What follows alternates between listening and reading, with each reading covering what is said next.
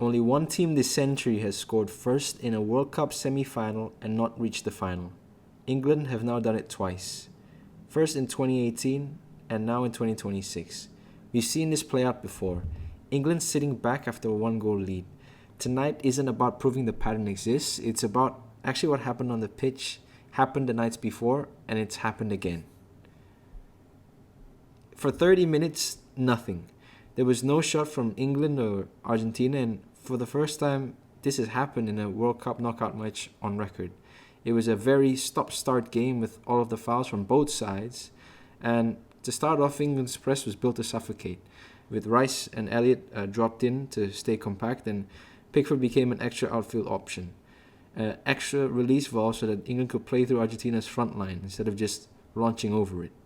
Argentina mirrored the caution, a narrow mid-block, and they snapped into tackles early to set a tone, and Anderson was given a single job, which is to stay inside Messi's pocket and to not let him breathe. In build-up, Argentina had an answer ready. They had Molina and Tagliafico drop to form the back three, and McAllister and Enzo took turns deeper still, and always a spare man available to escape England's press before he could close. And here's the detail that almost nobody talked about afterward. English fullbacks were winning their duels out wide repeatedly, but instead of committing forward off the back of it, they recycled the ball back inside. It was control and not conviction. The half's only real moments was a stony glancing header just wide from a Rice free kick, and on the other end, a follow-up block on a Messi effort just over Pickford's bar. So it was goalless at halftime. The two teams had so far cancelled each other completely. Moving on to the second half. Second half took 4 minutes to find its first shot on target. Alvarez already tested Pickford at his near post, and the siege was starting to show its first crack. But it was England who broke it against the run of play. 55th minute, Rodgers with delivery and Gordon arriving at the back post to finish, through a long ball from Harry Kane. Not a smash and grab, it's a goal built the way that England wanted this entire game to be played. And for 5 minutes, the plan looked like it was exactly working. And Tuchel even asked them to press high after that, but was almost caught out if not for a Jed Spence last-minute intervention. And then immediately the shape changed. This is the moment where the entire match and the outcome pivots on. From the 56th minute to the final whistle, England had just 12% of the ball. 12%. Not because Argentina was suddenly overwhelming, because England stopped trying to take the game. And in the 69th minute, Pickford one-handed save down low to keep out Gonzalez's header and traced the move back, and it starts always where it always starts, with Messi drifting into the right half space, delivering the ball from a zone England never actually closed. And in the 76th minute, McAllister, meeting a DePaul cross, heads it against the post with Pickford unable to move. This is the moment England should have gone 2-0 down and still didn't. And I think that really waned into the players' minds. And so now we talk about the substitutions. Argentina brought on Lautaro Martinez, Gonzalez and DePaul. All introduced Lautaro in the center to attack the box, and Gonzalez on wide left, and DePaul to keep attacking and pressing that right half space. However, England's changes trended the other way, reinforcing the back line rather than retaking control of the game. Konsa for Gordon, and then later Dunburn and O'Reilly for Rice and James. Fresh legs which are sent out to defend instead of extending the lead. A bit. Once we went 1-0 up, we seemed to just try and hold on, which at this level is not enough. So. And Harry Kane said it himself within his post-match interview. Once England went ahead, he felt that they simply tried to hold on, and at this level, in his own words, it's not enough.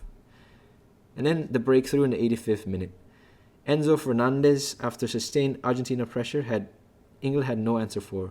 This one a mistake from Elliot Anderson as he looks to press Messi but open up the space in the edge of the D. And beautiful shot from Enzo Fernandez as he puts it in, and Argentina now have all the momentum, and it's 1-1. And then stoppage time. Messi again.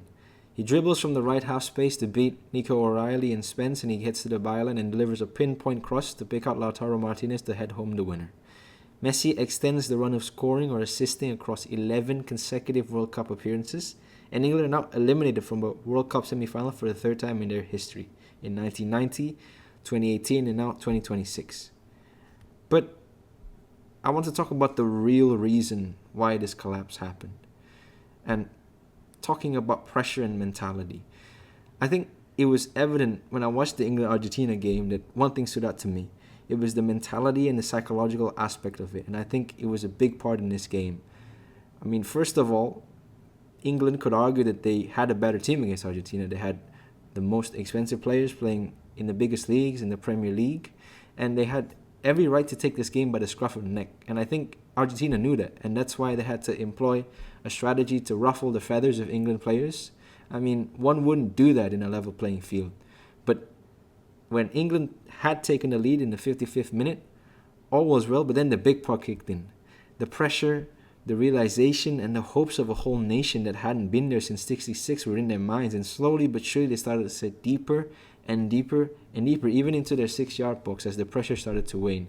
They were playing with fear, and the whole stadium and those watching at home could see it. Argentina got more of the ball and they just started to play. They had no pressure. They just wanted to keep pushing, and every single man on the Argentina team wanted to be the man to win the game, while every single man in the English camp wanted them not to lose the game.